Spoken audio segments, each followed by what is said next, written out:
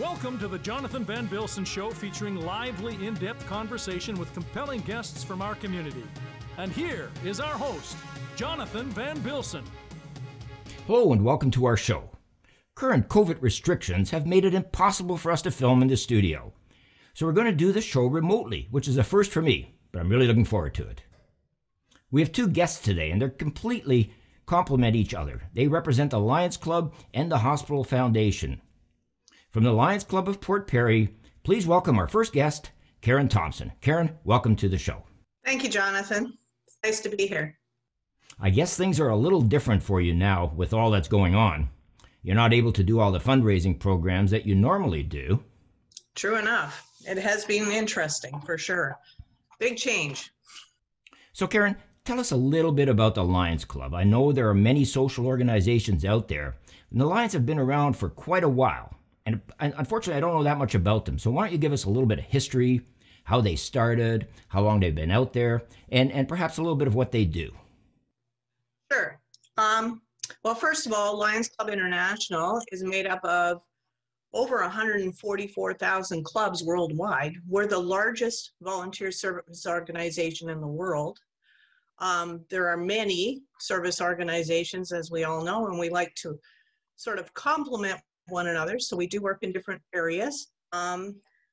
It started out in 1920 by a gentleman by the name of Melvin Jones that actually networked numerous groups that were already helping to come to a convention in the States, and they got together to decide that maybe they could collectively unite on a few fronts, and that's how Lions Club International was formed. It came to Canada in 1921. So again, just a year later, it was formed that it was worldwide. So that's amazing. So it started back in the 20s. You support the community, and I guess that's your main goal, correct? You take on projects and so forth. These being quite different times with COVID restrictions everywhere and everything being different.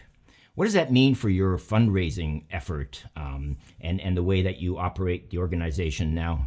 Well, we don't only do fundraising, we do a lot of service projects, and that's where it's really made it interesting, because most of our service projects are done as events, right? We're a social human race.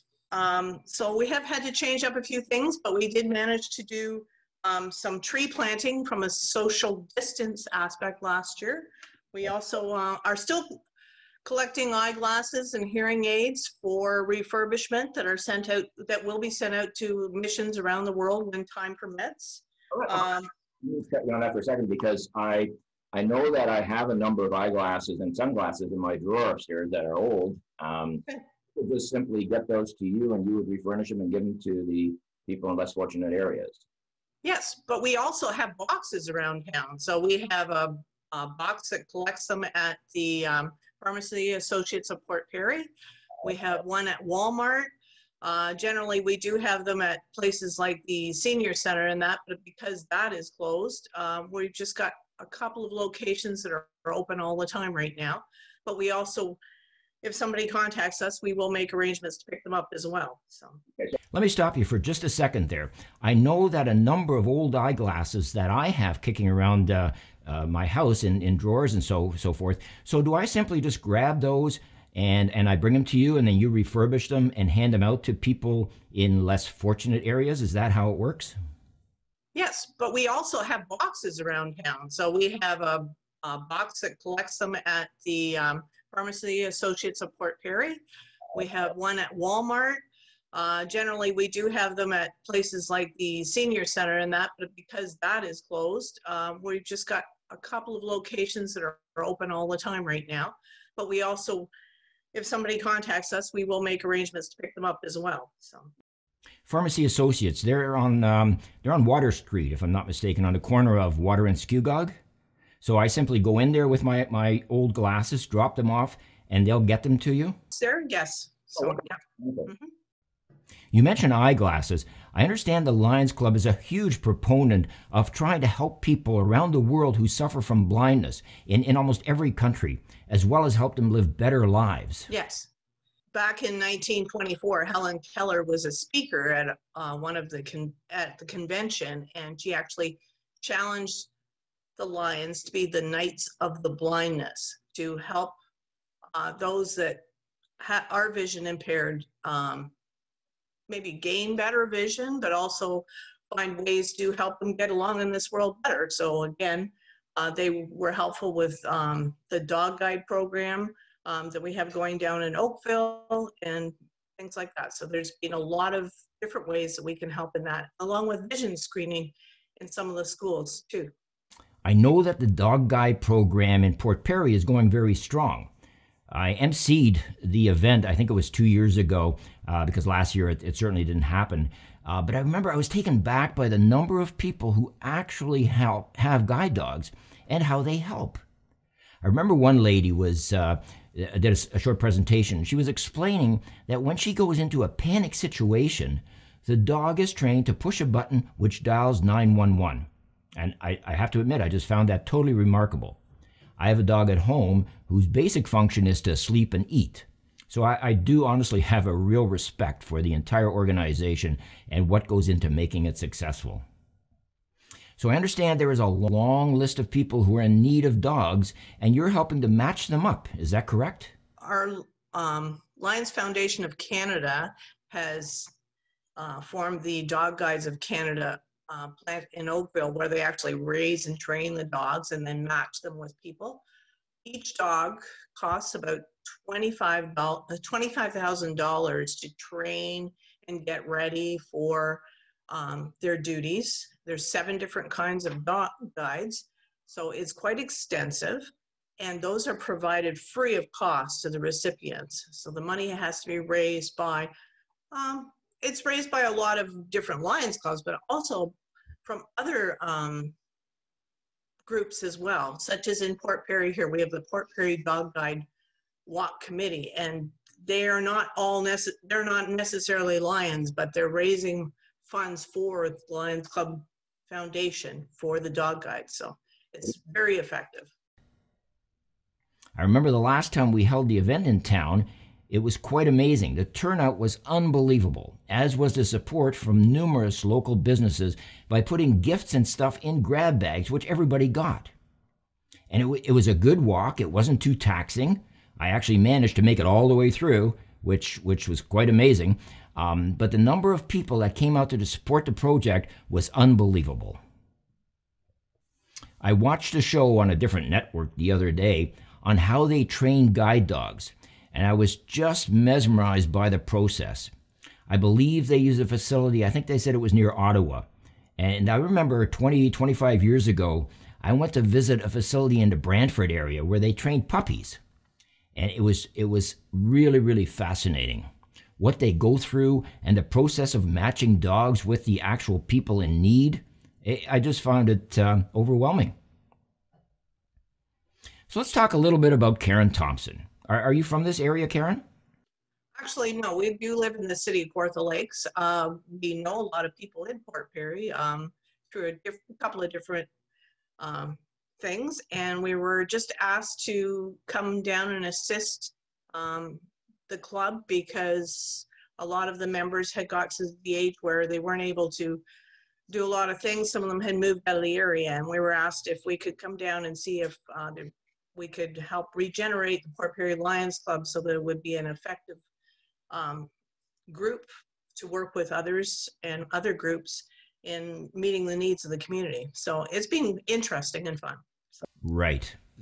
There are 3 clubs, if I'm not mistaken, in Scugog Township. Is that correct? There's Greenbank Lions, and there's Blackstock Lions, and the Port Perry Lions. And sometimes we get a really great opportunity to work together on things too. So. Uxbridge has a number of groups as well, right?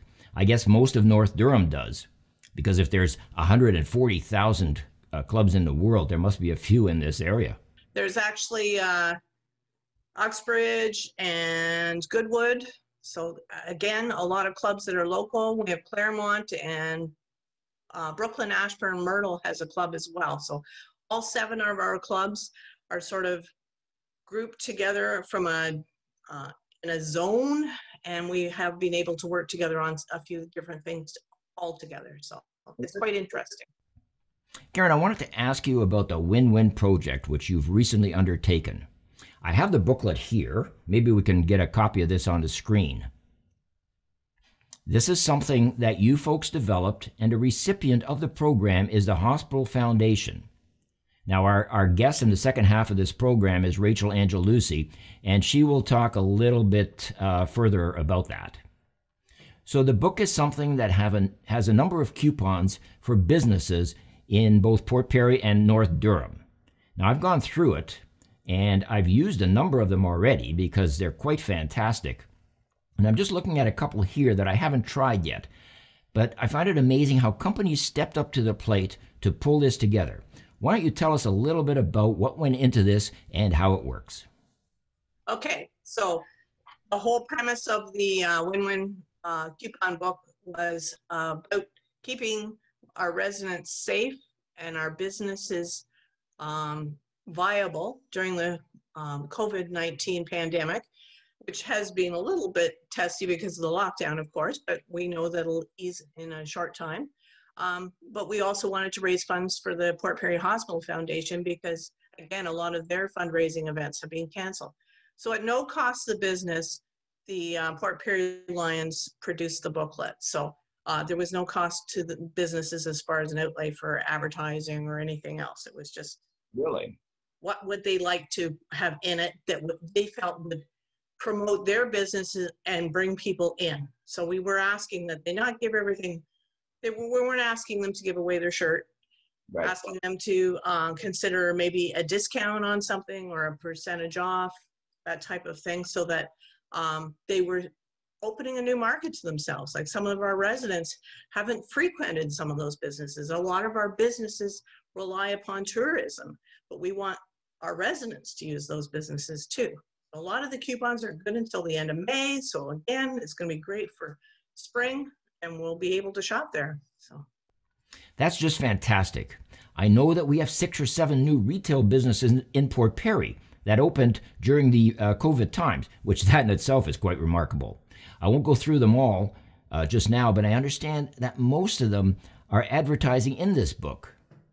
And along with everybody participating, it must have been quite an undertaking because you can't just go into any store you want to when you want to at this time to make this project work. So was it easy for stores, for retail outlets to get involved? Did you get any pushback, or do you find people were quite receptive? No, most of them were quite receptive. A lot of, I spent a lot of time visiting with a lot of the businesses that were really feeling a little overwhelmed, as we all have been by the pandemic, not sure what direction it was going in. But Right. Everybody seemed to be really receptive to the idea that it was just to bring residents in. So very good. I remember back in the day, there was a book called the Gold Book, I think it was, which I bought a couple of times, and it covered all of Toronto, and it allowed people to do the same thing, to go to restaurants, to experience different stores, different deals, and so forth. It's a great idea, and I noticed that there are percentage discounts. There are buy one, get one free, half-price deals, all sorts of different special offerings.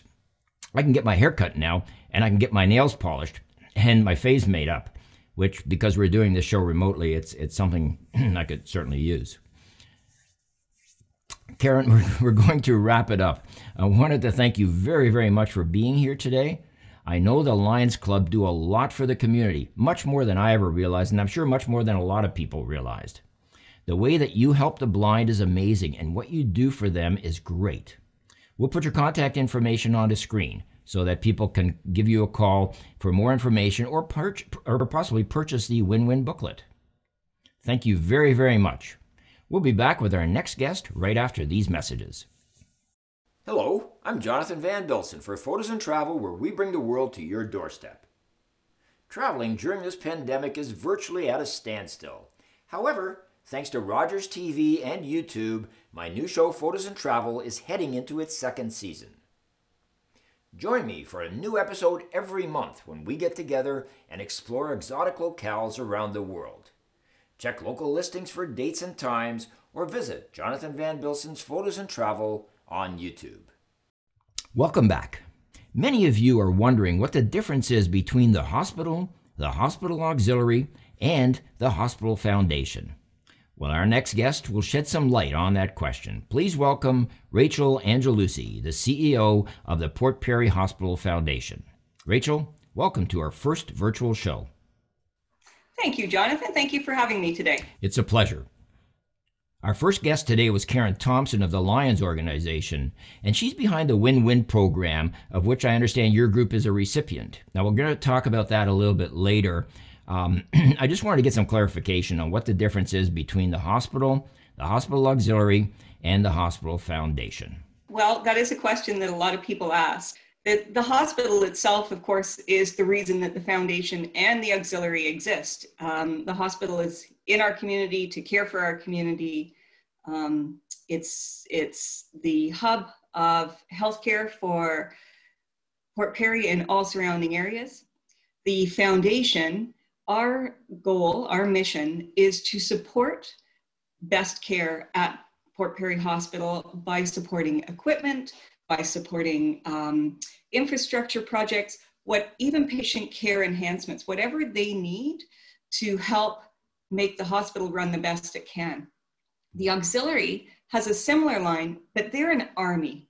So whereas the foundation has 2 people and we work very much with donations, the auxiliary works very much with fundraising and they're an army of volunteers that are generally in the hospital, not right now because of COVID, but we all work very complementary to one another. And together we make our Port Perry Hospital a really amazing place. And it certainly is. So Rachel, you've been in this position now for a couple of years. What prompted you to move to this area? I understand you're not from Port Perry originally. In fact, I think before we started the show, you mentioned that you were you lived in Scarborough for a while. What prompted you to come to Port Perry? Well, I grew up in Scarborough, but I've spent most of my adult years raising my kids in York Region. I've been in love with Port Perry for many years. I have close friends here, and I have been involved in the dragon boat community for many years. So every summer I'd be here dragon boating. I have a little bit of a love affair with Port Perry, and about 4 years ago, it occurred to me, this would be a place I'd really like to settle. I assumed it would be close to the end of my career or even in retirement, but then this opportunity came up at the hospital, and as a professional fundraiser with many years in healthcare and social service, this seemed like an opportunity worth jumping on, and everything has come together. A little bit of a dream. Excellent. I'm glad for you. Not many people have those kind of opportunities. So the Hospital Foundation is largely involved in community type of events and programs. I imagine during the pandemic, obviously, a lot of stuff that you do has been curtailed quite a bit. So as an organization, how have you been surviving, and what kind of changes did you have to make to accommodate everything that's been going on? Yeah, that's a good question. From a fundraising standpoint, it certainly sent everybody into a tailspin. The Hospital Foundation itself doesn't hold a lot of events. We're very involved in the Dragon Boat Festival, but apart from that, we rely very much on the community for events. And as you think about our Rotary Club Gala and the Lions Club with Win-Win and things like that. It's been a very, very different time for fundraising because we can't all gather. So we relied very heavily on the community's goodwill, on remembering the hospital, on just sending in donations, right. People picking up the phone and asking, how can we help? And of course, we've always relied on that, and this community's always been very supportive in that way, but it's had to grow in this year. So that's been a big thing for us. People have been amazing. The support of the ongoing needs of the hospital, the priority equipment that we've committed to supporting. We've been able to support a lot of that this year, but we've also been able to help a lot with COVID. And we thought that maybe one of those things would be at the expense of the other. And we've been really fortunate that we've had lots of donations to help us with COVID things like partitions to keep patients. When you think about the curtains that are between patients, they're not highly cleanable. And, when there's such a concern about transmission, the Hospital Foundation was able to spend well, all in all, over $40,000 in these more permanent vinyl screens that are highly washable, highly cleanable, give patients a lot more privacy, and help create another barrier for any concerns around COVID. I remember I had a tour just after you renovated a whole bunch of rooms in the hospital. I'm thinking 4 years ago or so. I tend to lose track of time these days. I saw a number of rooms before they were renovated and a number after, and the transition was unbelievable. And I understand the foundation was responsible for a lot of those upgrades. Absolutely. The foundation had a big campaign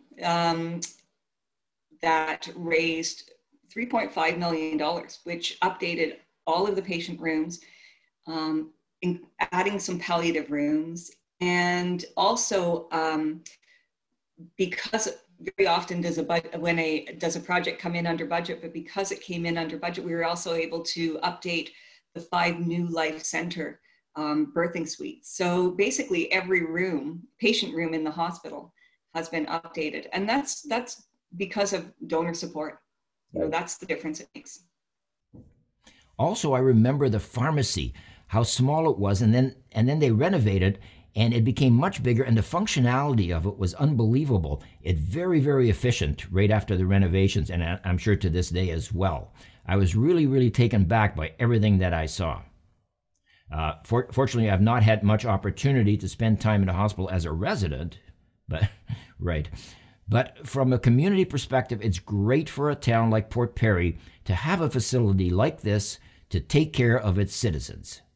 The other day, I saw the orange helicopter land and take off, which of course is very sad. It's a very sad appearance, but it's also something quite amazing that we in such a small community are able to have this service, because it does save a lot of lives, and it adds to a great comfort to a lot of people in need. So as part of the foundation, what sort of campaigns have you recently been involved in, and what type of campaigns are you working on now for the future? Right now, we are wrapping up our current year, and in this current year, we've been able to commit to some pretty impressive equipment. We've updated some lab equipment, we've updated some surgical equipment. In fact, because of support over the holidays, the board was able to say yes this week to us supporting a laparoscopic tower, which is an important piece of equipment in about 75% of surgery. So that was really keen. So this past year has been very much about equipment, but right now we're preparing for another campaign, which is really exciting. Tell us about it. I would love to tell you about it, but I can't just yet because we haven't gone live with it. We're in what we call the silent stage. What I can tell you is we're calling it the Here For You campaign. We're calling it Here For You because this hospital is so much here for the community, and the community is so much here for the hospital. So we need everybody to be here for one another. It's going to bring new service to the hospital that will transform care, but we're not quite ready to announce what it is. We're dotting our I's and crossing our T's, but keep an eye on what's going on in the next month and you will see. All I can say is I have heard the rumors, and I won't press you for it because I understand it's going to be one of the most fantastic projects that's been undertaken in this area in a long time. And it's something that's really going to benefit our community as well as the people of North Durham. So Rachel, take a few minutes and tell me a little bit about your board of directors. Now, I believe they operate on a volunteer basis, but I'm curious what sort of people get involved and what sort of challenges they face and what their responsibilities are. Really busy people because they're on the board. Our board of directors are they're local to the area. Many of them have had their families or their lives touched by their hospitals, by our hospital. They are committed to their volunteer role. They are wise, they're thoughtful, it's a diverse group. So when we have decisions to make, there's many different viewpoints that come together to make the decisions as best as we possibly can. They're ready to roll up their sleeves. They help with everything they can. They're quick to pick up the phone. We have 11 board members, and they're just dynamite, and they're this heart and soul of the foundation. It's wonderful to have that kind of input from the community. We'll put your contact information on the screen in case people have questions about your organization or how they could possibly help or participate. In the few minutes that we have left, I wanted to get an idea of what the future has in store for the Hospital Foundation. How do you see the next few years unfolding? Because the pandemic is obviously going to be around for a few more months. And after that, I really think life is going to be different. I'm sure it's not going to be what it was prior to the pandemic. What thoughts have you given to the future? We know we have some lofty goals with a new campaign coming. We know that we will continue to have to support our staff through COVID times. They're going through the second wave. We've got to keep their morale up and keep giving them the tools they need to stay safe and to keep patients safe. But I think it's, with our community support, the Hospital Foundation's incredibly strong at helping the hospital, and I see more of that coming, especially with this campaign and the exciting things that are ahead. My understanding is you rely heavily on the community and what they can accomplish. You send out a direct mail campaign several times a year. One I think happened just recently, but of course that's an ongoing project. Also, I understand people have an opportunity, rather than send flowers in memory of a loved one, they're actually able to donate money to the foundation, if I'm not mistaken. Absolutely. There's so many families choose to ask people, friends and family, to make a donation to the hospital rather than give flowers. That's a wonderful way to support the hospital in memory of somebody. We also, so there's the direct mail, there's people just making donations, there's people contacting me about how they can help. But another thing that makes a huge difference is when somebody considers leaving a gift to the hospital in their will. So somebody that maybe is able to give $50 a year in their lifetime could give significantly more by leaving a donation in their will. And those gifts transform care. And what a legacy when someone does that to their community. The gift they're giving their community because of the way it helps the hospital is, it's incredible. It's incredible. I had a little bit of involvement in a renovation of the lobby a few years ago. And when I saw that donor wall, it just simply blew me away. Just the sheer number of people involved. It was just unbelievable. Rachel, I wanted to touch quickly on the fact you mentioned a few minutes ago that 75% of procedures are laparoscopic. Can you just expand on that a little bit? Yes, I learned that the other evening when we were talking about this laparoscopic equipment and learning more about it as a board group. Pretty incredible. Rachel, thank you very, very much for everything that you do and for explaining everything that your organization does. We are extremely fortunate to live in a community where we have so many great resources available. Next month, I'm not sure if we're going to be virtual, but our guests are going to be representatives from the Chamber of Commerce as well as the Business Improvement Association, and they'll show us how businesses are making things work during pandemic times. I'm Jonathan Van Bilsen. Thank you for watching and stay safe.